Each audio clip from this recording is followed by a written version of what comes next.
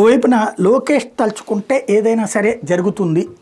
దానికి సాక్ష్యం మొన్న ఏదైతే మంగళగిరిలో ఎకో పార్క్ సంబంధించి స్వయంగా తనే 5 లక్షల రూపాయలు ఖర్చు పెట్టి వాళ్ళందరికీ ఫ్రీగా ఇచ్చారు. అట్లాగే కాశీనాయన క్షేత్రం కట్టిస్తానని దాని సందర్భంగా జరిగిన తప్పుని క్షమాపణ చెప్పడంతో సహా బాధ్యతాయుతంగా ప్రవర్తించారు. అట్లాగే రాయచోటి సంఘటనలో ఇందులో బాధ్యుల మీద చర్య తీసుకోవాలి.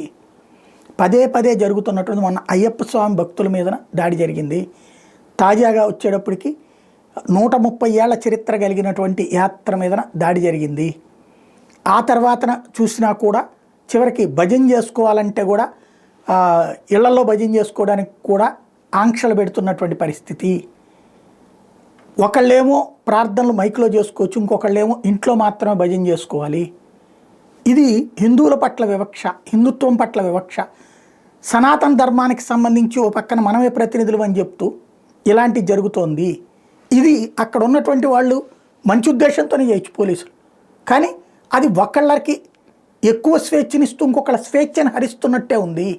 ఈ విషయంలో వాళ్ళ ఆలోచన తీరులో తేడా ఉంది. వాళ్ళు ఎంతసేపటికి కూడా శాంతి అన్నటువంటి పేరుతో ఒక వర్గపు హక్కుల్ని చంపేస్తున్నారు. ఇది ఆలోచించి సరైన బాధ్యతాయుతమైన నిర్ణయం తీసుకునేటటువంటి ఆలోచన చేయాలి. హిందూ సమాజం అయితే దీని మీద చాలా సీరియస్గా చర్చిస్తోంది అన్నటువంటి విషయం గుర్తుపెట్టుకోవాల్సి ఉంది.